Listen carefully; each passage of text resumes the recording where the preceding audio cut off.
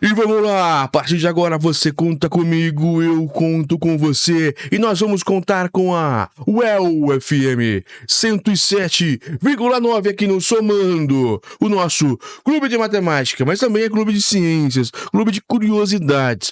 Hoje, por exemplo, muitas curiosidades. Vou falar agora no começo sobre o Siddhartha Gautama, que é o que deu origem, né, ao budismo, a Buda, que é uma história interessante. Depois vamos falar sobre vida em Marte. Você acredita que exista vida em Marte? Olha, o Perseverance e outros rovers estão dizendo que há sim possibilidade diante de algumas descobertas profundas de água e tudo mais.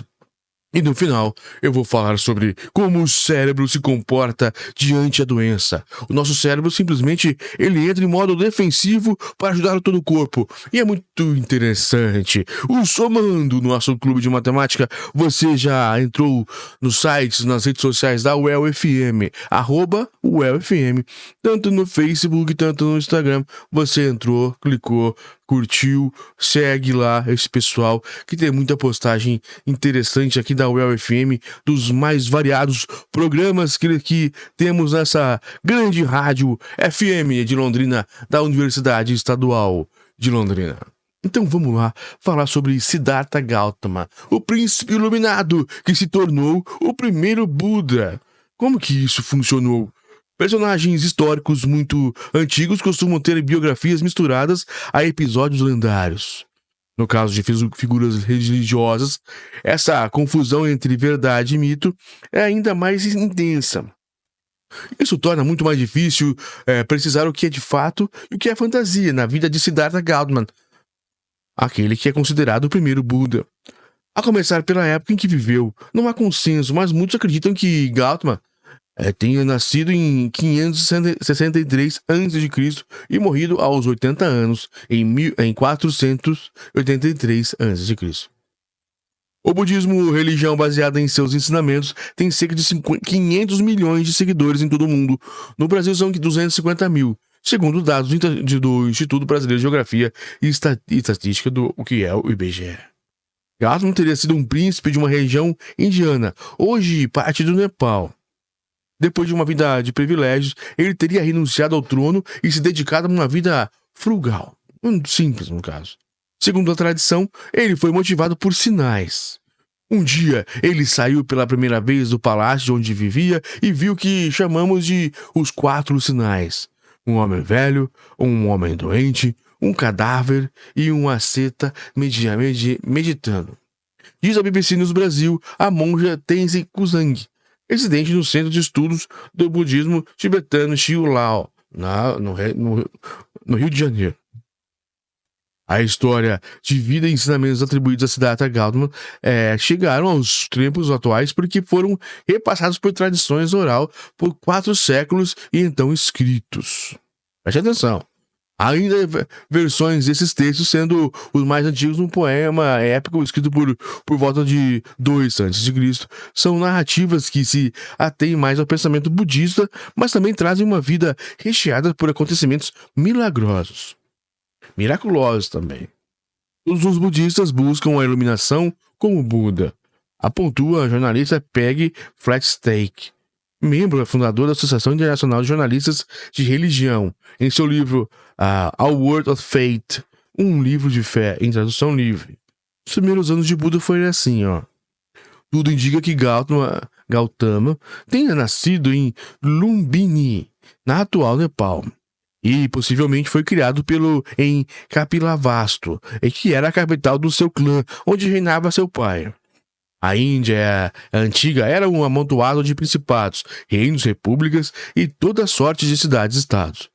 Pesquisadores contemporâneos acreditam que Kapilavastu era uma oligarquia, ou seja, o poder era restrito a uma elite de membros da mesma família, no caso, a família de Siddhartha Gautama.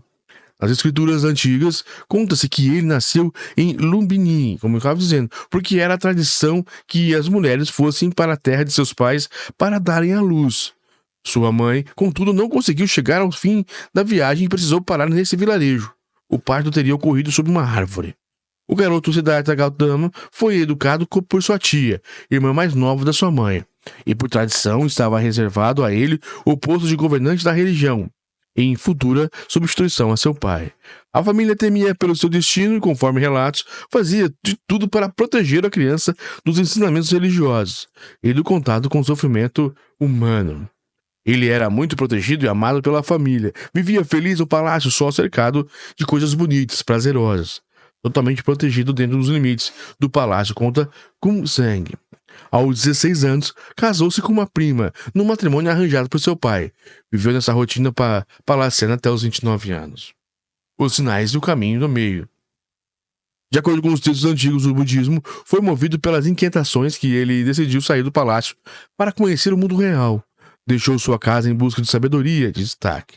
Então, presenciou as 4 pessoas que interpretou como sinais. Com o idoso, entendeu que todos envelheciam. Com o doente, que todos adoecem. Diante do corpo humano, em decomposição, contemplou a finitude da vida. O 4º homem, aquele que levava uma vida ascética, lhe pareceu a chave. Era assim que lhe seria possível superar a enfermidade, a velhice e a morte. Isso o impactou muito. Ele reconheceu nessas pessoas os sofrimentos do mundo, pelos quais todos vamos passar, e decidiu seguir o exemplo do asceta, a monja. Ele renunciou à vida mundana e passou a se dedicar a uma vida de privação austera, meditação com jejuns rigorosos, narra a monja. Foram 6 anos assim, como conta Stark, vivendo numa floresta e ouvindo mestres religiosos. E ele não ficou satisfeito, diz o jornalista, até que Gautama, diz a monja, percebeu que não tinha conseguido chegar nem perto do resultado que buscava. Então um dia, ao ouvir uma música, ele se deu conta da afinação perfeita do instrumento de cordas, nem apertada demais, nem frouxa demais. E ele teve um insight, uma ideia. Ele deveria buscar o caminho do meio. Já tinha se dedicado a sua vida a prazeres mundanos e aqueles austeridades. Ele já tinha muito, já tinha pouco. Era chegada a hora de buscar o caminho do meio. De acordo com a tradição, então Gautama seguiu sozinho em sua busca, cuidando do corpo e da mente, buscando uma vida saudável. É mais ou menos assim que é a história de Buda e como ele seguiu o caminho do meio, como ele se tornou após, como Jesus Cristo, ele não fundou uma religião, Jesus também não fundou o cristianismo, nem muito menos Siddhartha Gautama fundou o budismo. Foi após a morte deles que, com a história de vida dessas pessoas tão grandes, tão gigantescas, foi criado então uma religião, pessoas que seguem ele. Então é simplesmente curioso e sensacional como algumas pessoas se destacam entre a gente. Agora, falando em pessoas, será que existe vida em Marte? E a possível descoberta de vida em Marte por um robô da NASA, o Perseverance. Um dos vários robôs que estão por aí no mundo, no universo, digamos assim, melhor dizendo, um deles é da NASA, que está em Marte, o Perseverance, que encontrou alguns vestígios. E o tema da redação do BBC é: os estranhos seres que habitam as profundezas da Terra, aqui é nosso planeta, e o que dizem sobre possível vida em Marte. Olha que legal essa situação. Ele fala sobre o robô Perseverance chegando em Marte. E, inclusive, para quem nos acompanha por imagens, há uma concepção artística deste pequeno robô chegando e olhando, se aventurando em Marte. Olha que legal essa reportagem de 31 de agosto de 2024. É da BBC Future. Michael Marshall. Marte não é apenas o planeta vermelho. Ele é também um planeta úmido. Em 12 de agosto deste ano, 2024, pesquisadores norte-americanos divulgaram evidências de um vasto reservatório de água líquida nas profundezas da crosta rochosa do planeta. Os dados são do robô Mars Insight Lander, da NASA. Ele registrou mais de 1,3 mil terremotos em Marte nos últimos 4 anos. Liderados pelo geofísico Vachel Wright, do Instituto de Oceanografia e Scripps da Universidade da Califórnia, em San Diego, nos Estados Unidos, os pesquisadores estudaram as ondas sísmicas que atingiram o robô.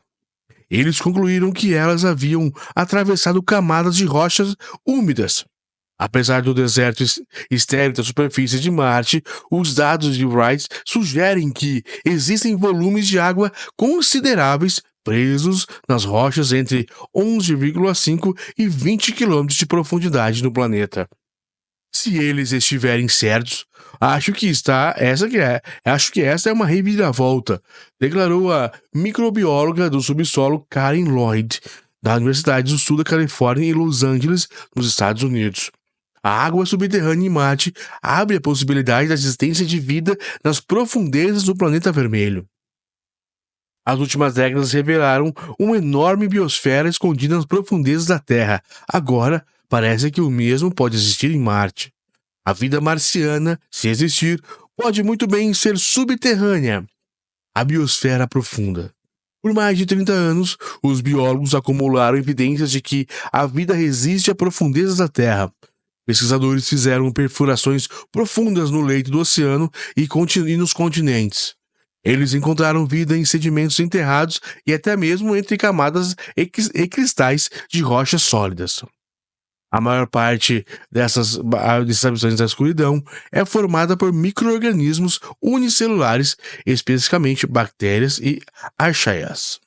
Estes imensos grupos são as formas de vida mais antigas conhecidas na Terra. Eles existem há mais de 3 bilhões de anos, desde muito antes das primeiras plantas e animais.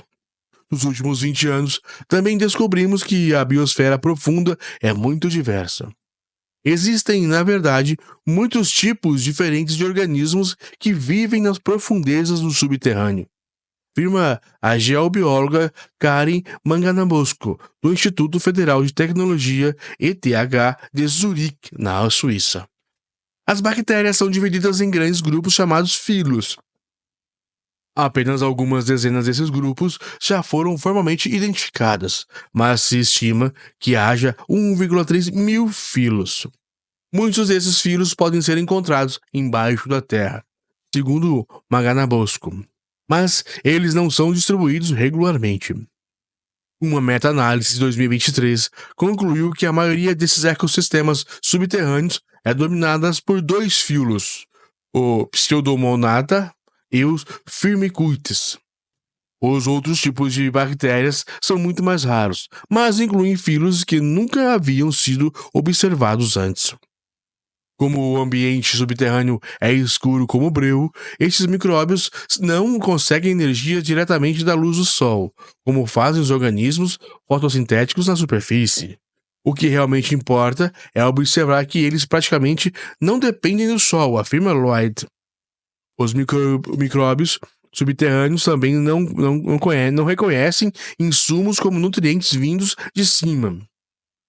Muitos ecossistemas profundos são totalmente desconectados da superfície, afirma segundo Maganabosco. Esses ecossistemas são baseados na quiomissíntese. Os micróbios conseguem sua energia realizando reações químicas que absorvem substâncias das rochas e da água à sua volta. Eles podem, por exemplo, usar gases como metano ou sulfeto de hidrogênio como fonte deste material. O ambiente subterrâneo traz muitas reações químicas diferentes, explica Lloyd. Muitos de nós passamos muito tempo encontrando novas reações que sustentam a vida. Os micróbios biosintéticos podem parecer alienígenas. Eles são raros nas regiões ensolaradas da superfície onde vivemos e ficam confinados às profundezas dos oceanos e às rochas subterrâneas. Mas eles são alguns dos organismos vivos mais antigos da Terra. E algumas hipóteses sobre a origem da vida presumem que as primeiras formas de vida do planeta tenham sido quimiosintéticas. Os micróbios unicelulares podem dominar o mundo subterrâneo, mas também existem alguns raros animais. Um estudo de 2011 identificou vermes nematóides em águas de fraturamento hidráulico de 0,9 a 3,6 quilômetros de profundidade em minas da África do Sul. A água parece ter ficado lá por pelo menos 3.000 anos, o que indica que a população de nematóides pode ter se formado há milênios.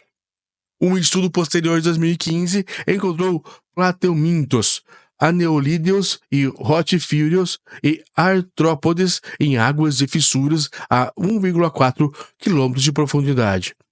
Os animais se alimentavam de uma fina camada de micróbios sobre a superfície da rocha. Ali, a água tinha até 12,3 mil anos de idade.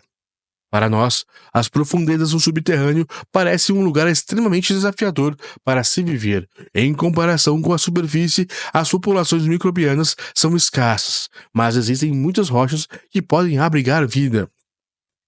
Em 2018, Magalhães e seus colegas calcularam a escala biomassa que vive sobre continentes, combinando dados de números e diversidade de células em locais de perfuração em todo o mundo.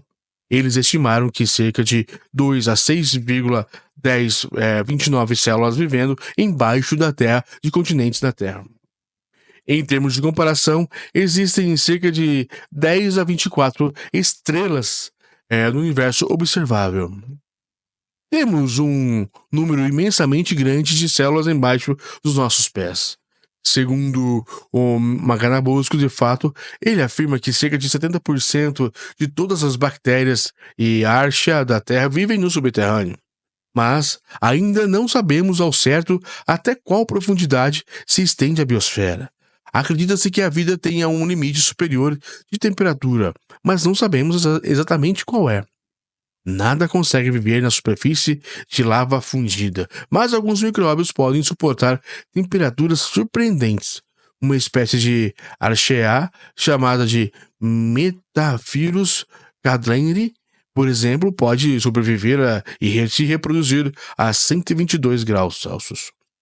À medida em que avançamos na profundidade, a pressão também passa a ser um problema.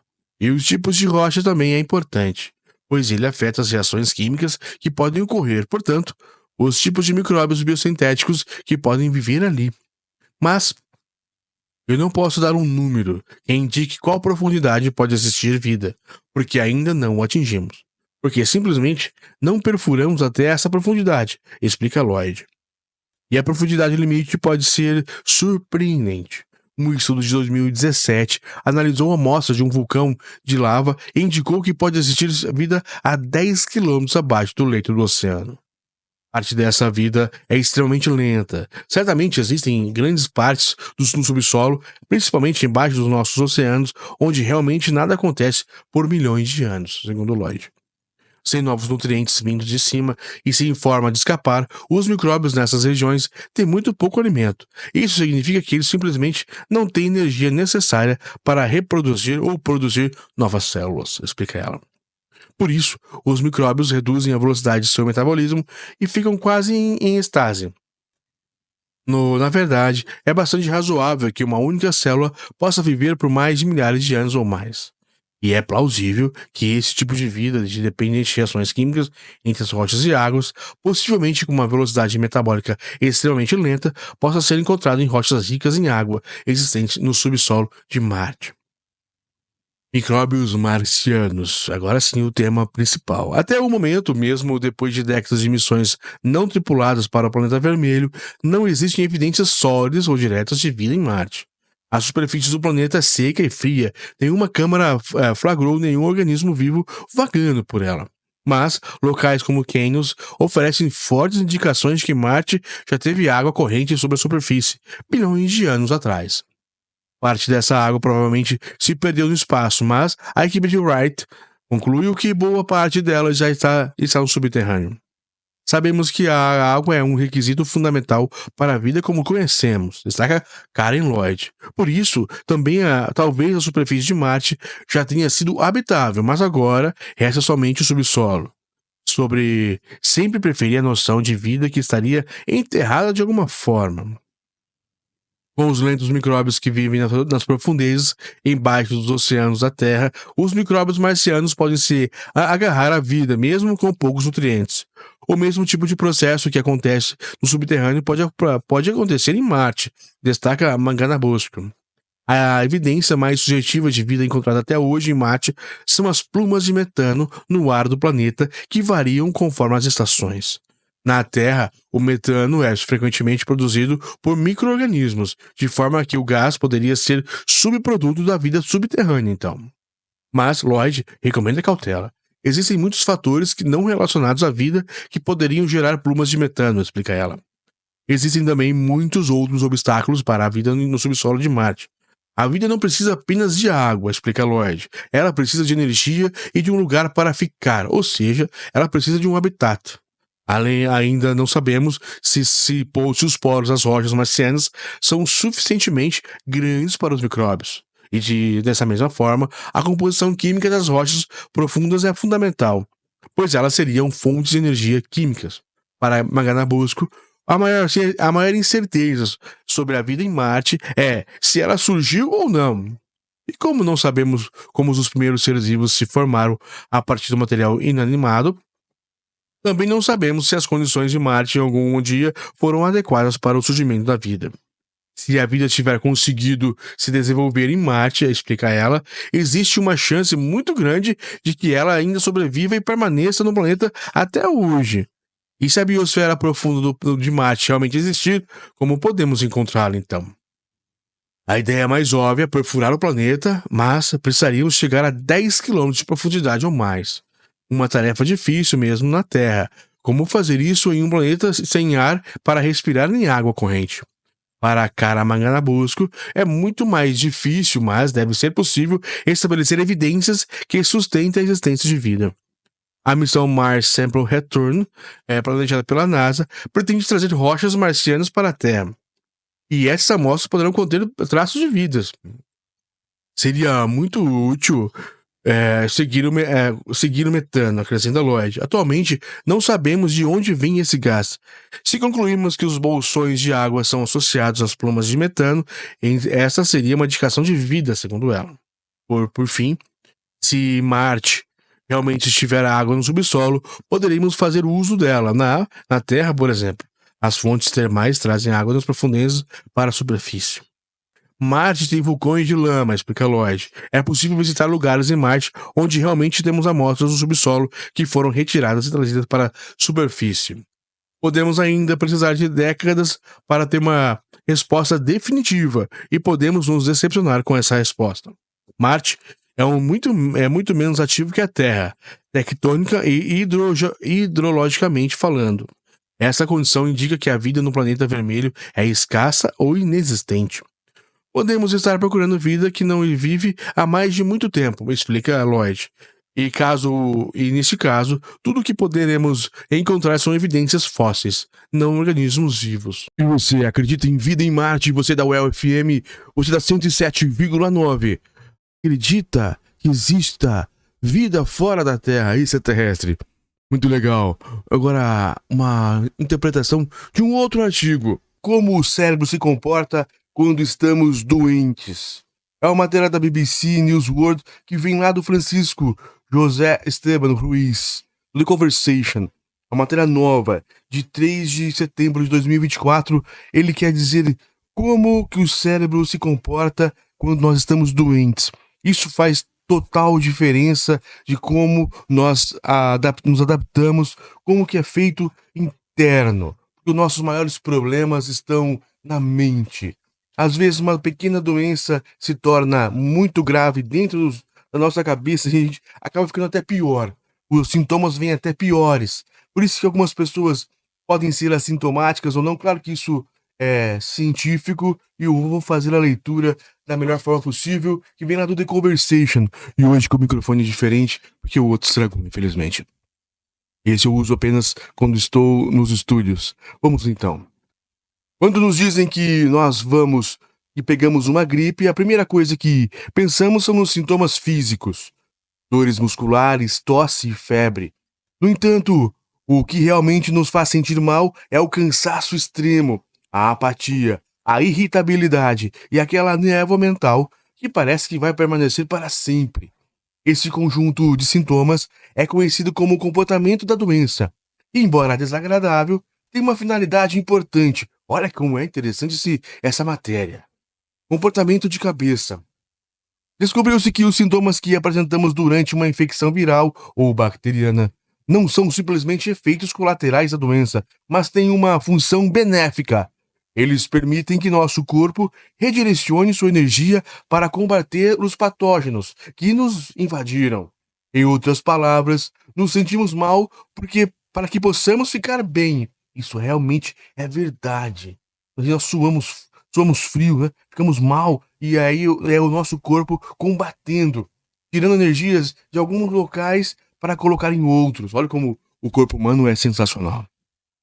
No entanto, o comportamento de doença também pode ser um efeito colateral indesejado em pacientes com câncer ou então doenças autoimunes.